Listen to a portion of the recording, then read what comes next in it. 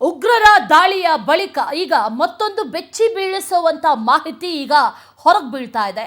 ಪಾಕಿಸ್ತಾನದ ಪರ ಐನಾತಿ ಜ್ಯೋತಿ ಮಲ್ಹೋತ್ರಾ ಬೇಹುಗಾರಿಕೆಯನ್ನ ಮಾಡಿದ್ದಾರೆ ಅನ್ನುವಂತ ಮಾಹಿತಿ ಈಗ ಲಭ್ಯ ಆಗ್ತಾ ಇರೋದು. ಪಾಕಿಸ್ತಾನದ ಪರ ಬೇಹುಗಾರಿಕೆಯನ್ನ ನಡೆಸಿದ್ಲು ಜ್ಯೋತಿ ಮಲ್ಹೋತ್ರಾ. ಆಕೆಯನ್ನು ಈಗ ಬಂಧಿಸಲಾಗಿದೆ.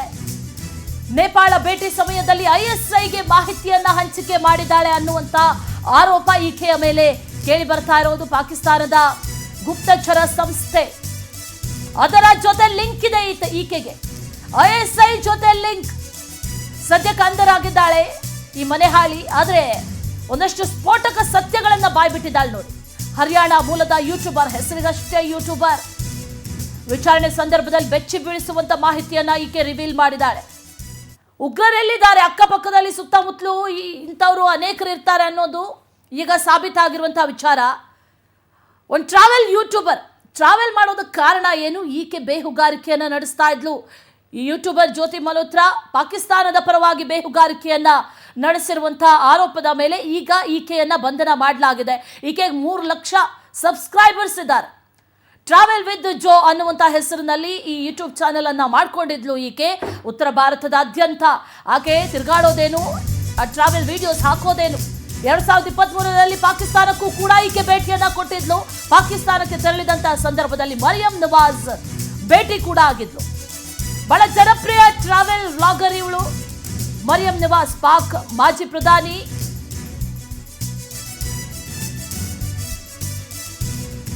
ಪ್ರಧಾನಿ ನವಾಜ್ ಶರೀಫ್ ಅವರ ಪುತ್ರಿ, ಹಾಲಿ ಪಂಜಾಬ್ ಪ್ರಾಂತ್ಯದ ಸಿಎಂ ಆಗಿರುವಂತಹ ಮರಿಯಂ ನವಾಜ್. ಪಾಕ್ನ ಅತ್ಯಂತ ಪ್ರಭಾವಿ ಮರಿಯಂ ಜೊತೆ ಜ್ಯೋತಿ ಭೇಟಿಯಾಗಿರೋದು. ಭಾರತದ ಈ ಯೂಟ್ಯೂಬರ್, ಕಾಮನ್ ಯೂಟ್ಯೂಬರ್ ಅನ್ನ ಪಾಕಿಸ್ತಾನದಲ್ಲಿ ಈ ನವಾಜ್ ಶರೀಫ್ ಅವರ ಪುತ್ರಿ ಭೇಟಿ ಮಾಡ್ತಾಳಂತಂದ್ರೆ ಅದಕ್ಕೆ ಕಾರಣ ಏನು? ಪಾಕಿಸ್ತಾನಕ್ಕೆ ಹೋದಂತಹ ಸಂದರ್ಭದಲ್ಲಿ ನವಾಜ್ ಶರೀಫ್ ಪುತ್ರಿ ಮರಿಯಂ ನವಾಜ್ ಈಗ ಸದ್ಯಕ್ಕೆ ಈ ಹಾಲಿ ಪಾಕಿಸ್ತಾನದ ಪಂಜಾಬ್ ಪ್ರಾಂತ್ಯದ ಸಿಎಂ ಆಗಿರೋದು ಮರಿಯಂ ನವಾಜ್. ಆಕೆಯನ್ನ ಭೇಟಿ ಮಾಡ್ತಾರಂತಂದ್ರೆ ಅದಕ್ಕೆ ಕಾರಣ ಏನು? ಭಾರತದ ಕಾಮನ್ ಯೂಟ್ಯೂಬರ್ ಈಕೆ ಜ್ಯೋತಿ ಮಲ್ಹೋತ್ರಾ. ಗೂಢಚಾರಿಕೆ ಬಗ್ಗೆ ಸಾಕಷ್ಟು ಪ್ರಶ್ನೆಗಳಿದೆ, ಸಾಕಷ್ಟು ಗುಮಾನಿಗಳು ಕೂಡ ಇದೆ. ಮತ್ತಷ್ಟು ಡೀಟೇಲ್ಸ್ ಅನ್ನ ನೀಡ್ತಾರೆ ನಮ್ಮ ಪ್ರತಿನಿಧಿ ಪ್ರಣುತ್. ನೇರ ಸಂಪರ್ಕದಲ್ಲಿ ಜಾಯಿನ್ ಆಗ್ತಾ ಇದ್ದಾರೆ. ಪ್ರಣುತ್, ಗಮನಿಸ್ತಾ ಇದ್ದೀವಿ ಇಲ್ಲಿ ಭಾರತಕ್ಕೆ ಎಲ್ಲಿಂದ ಎಲ್ಲ ದಾಳಿ ಆಗಬಹುದು, ಎಲ್ಲಿಂದ ಗೂಢಚರ್ಯೆ ಮಾಡ್ತಾರೆ ಅಥವಾ ಎಲ್ಲಿ ರಿಸ್ಕ್ ಇದೆ ಅನ್ನುವಂಥದ್ದನ್ನು ಗಮನಿಸಿದ್ರೆ ಭಾರತದ ಒಳಗೆ ರಿಸ್ಕ್ ಇದೆ ಅನ್ನೋದು ಈಗ ಪ್ರೂವ್ ಆಗ್ತಾ ಇದೆ. ಒಬ್ಬ ಕಾಮನ್ ಯೂಟ್ಯೂಬರ್ ಅಂತ ಅಂದ್ಕೊಂಡಿದ್ವಿ, ಆದರೆ ಆ ರೀತಿ ಅಲ್ಲ. ಈಕೆಯ ವಿರುದ್ಧ ಸಾಕಷ್ಟು ಆರೋಪಗಳು ಕೂಡ ಕೇಳಿ ಬರ್ತಾ ಇದೆ.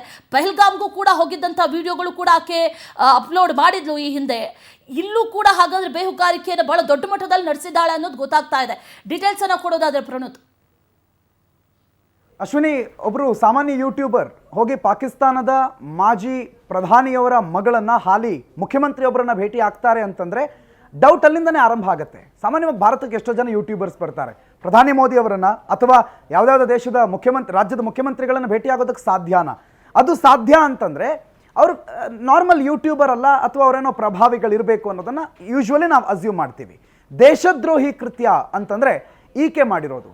ಈಕೆ ಭಾರತದ ಯೂಟ್ಯೂಬರ್, ಬೇರೆ ಕಡೆ ಹೋಗ್ತಾಳೆ, ಪಾಕಿಸ್ತಾನಕ್ಕೆ ಹೋಗ್ತಾಳೆ, ಬೇರೆ ಬೇರೆ ದೇಶಕ್ಕೆ ಹೋಗ್ತಾಳೆ, ಬೇರೆಯವ್ರು ಹೋದ ಹಾಗೆ ಅಲ್ಲಿನ ಏನಿದೆ, ಹೇಗಿದೆ, ನಾವು ಇಲ್ಲಿ ಕೂತ್ಕೊಂಡು ಕೇಳೋದು ಮತ್ತು ಅಲ್ಲಿ ನೋಡೋದಕ್ಕೆ ಎಷ್ಟು ಡಿಫ್ರೆನ್ಸ್ ಇದೆ ಅನ್ನೋದನ್ನೆಲ್ಲ ತಿಳಿಸ್ತಾರೆ. ಆ್ಯಂಡ್ ಇವತ್ತಿನ ಸೋಷಿಯಲ್ ಮೀಡಿಯಾದಲ್ಲಿ ನಾವು ಈ ವ್ಲಾಗರ್ಸ್ಗಳನ್ನು ಭಾಳ ಇಷ್ಟಪಡ್ತೀವಿ. ಅವ್ರು ಹೋಗೋ ಜಾಗಗಳನ್ನು ನೋಡ್ತೀವಿ, ನಾವೇ ಅಲ್ಲಿ ಹೋದ್ವೇನೋ ಅನ್ನೋ ರೀತಿ ಫೀಲ್ ಮಾಡ್ಕೋತೀವಿ. ಈ ರೀತಿ ಒಬ್ಬ ಮನುಷ್ಯನ ಸೈಕಾಲಜಿಕಲ್ ಈ ತೊಂದರೆಗಳನ್ನು ಅಥವಾ ಸೈಕಾಲಜಿಕಲಿ ಆತನ ಮನಸ್ಸನ್ನು ತಗೊಳ್ಳೋದಕ್ಕೆ, ಅವನ ಸಬ್ಸ್ಕ್ರಿಪ್ಷನ್ ಪಡೆಯೋದಕ್ಕೆ ಏನೇನು ಮಾಡಬೇಕು ಅದನ್ನೆಲ್ಲ ಈಕೆ ಮಾಡಿದ್ದಾಳೆ. ಅದ್ರ ಜೊತೆಗೆ ಇತ್ತೀಚೆಗೆ ಈಕೆ ಪಾಕಿಸ್ತಾನಕ್ಕೆ ಹೋಗೋ ಸಂದರ್ಭದಲ್ಲಿ ISIನ ಏಜೆಂಟ್ ಒಬ್ಬ ಈಕೆಗೆ ಪಾಕಿಸ್ತಾನಕ್ಕೆ ಹೋಗೋದಕ್ಕೆ ಬಹಳ ಸುಲಭವಾಗಿ ಹೆಲ್ಪ್ ಮಾಡಿದ್ನಂತೆ. ಆ ಹೆಲ್ಪ್ ಕೂಡ ಆಕೆಗೆ ಅಲ್ಲಿ ಸಿಕ್ಕಿದ್ದು ಹೇಗೆ ಅಂತಂದ್ರೆ, ಈಕೆ ಪಾಕಿಸ್ತಾನದ ಪರವಾಗಿ ಕೆಲಸ ಮಾಡ್ತಾ ಇದ್ಲು. ಭಾರತದಲ್ಲಿ ಇದ್ಕೊಂಡು ರಾಮನ ಧ್ವಜ ಹಿಡ್ಕೊಂಡು ಭಗವದ್ ಧ್ವಜವನ್ನು ಹಾರಿಸ್ಕೊಂಡು ಎಲ್ಲ ನನ್ನ ದೈವ ಭಕ್ತಿ ಹಂಗೆ ಹಿಂಗೆಲ್ಲ ತೋರಿಸ್ಕೊಂಡು ಒಳಗಿಂದೊಳಗೆ ನಸುಗುನ್ನಿ ಆಟ ಆಡ್ತಾ ಇದ್ಲು.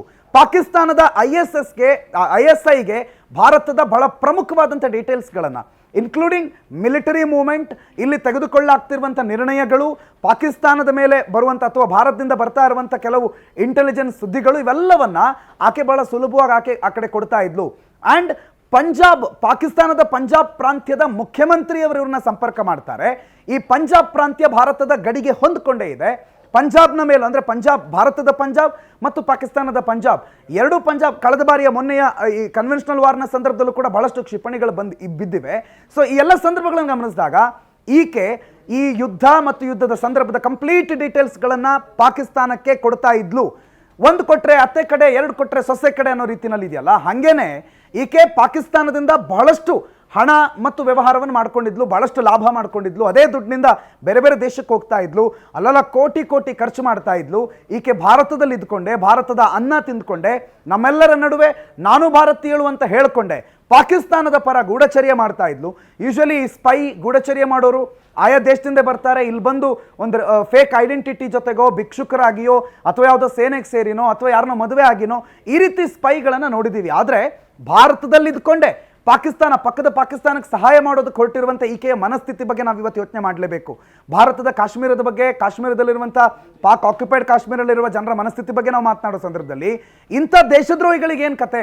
ಇಂಥ ದೇಶದ್ರೋಹಿಗಳು ಇರೋದ್ರಿಂದಲೇ ನಾವು ಇವತ್ತು ಭಾರತದ ಸಮಗ್ರತೆಯ ಬಗ್ಗೆ ಪ್ರಶ್ನೆ ಮಾಡ್ತಾ ಇರೋದು, ಭಾರತದ ಐಕ್ಯತೆಯ ಬಗ್ಗೆ ಪ್ರಶ್ನೆ ಮಾಡ್ತಿರೋದು. ನಾವೆಲ್ಲ ಒಂದಾಗಿದ್ರೆ ನಮ್ಮನ್ನು ಯಾರು ಏನು ಮಾಡೋದಕ್ಕಾಗೋದಿಲ್ಲ. ಆದರೆ ನಮ್ಮ ಒಳಗಿರುವಂಥ ಒಂದು ಹುಳು ನಮ್ಮ ಸುತ್ತಮುತ್ತವೂ ಕೆಡಿಸೋದಲ್ಲದೆ ಭಾರತದ ಐಕ್ಯತೆಗೆ ಧಕ್ಕೆ ತರ್ತಾ ಇದೆ.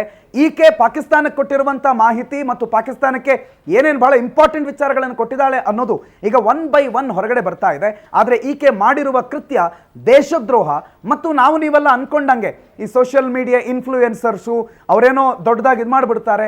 ಇಂಥ ಇನ್ಫ್ಲೂಯೆನ್ಸ್ಗಳನ್ನು ಬಳಕೆ ಮಾಡಿಕೊಂಡು ಪಾಕಿಸ್ತಾನಕ್ಕೆ ಹೋಗಿ ಅಲ್ಲಿನ ಮಾಜಿ ಪ್ರಧಾನಿಯ ಮಗಳನ್ನ ಭೇಟಿ ಮಾಡಿ ಏನೇನು ನಡೆಸಿದಾಳೆ ಅನ್ನೋದು ಇನ್ನಷ್ಟೇ ಗೊತ್ತಾಗಬೇಕು. ಆದರೆ ಈಕೆ ಒಬ್ಳು ದೇಶದ್ರೋಹಿ ಅನ್ನೋದಕ್ಕೆ ಇದಕ್ಕಿಂತ ಸಾಕ್ಷಿ ಜಾಸ್ತಿ ಬೇಕಾಗಿಲ್ಲ. ಅಶ್ವಿನಿ.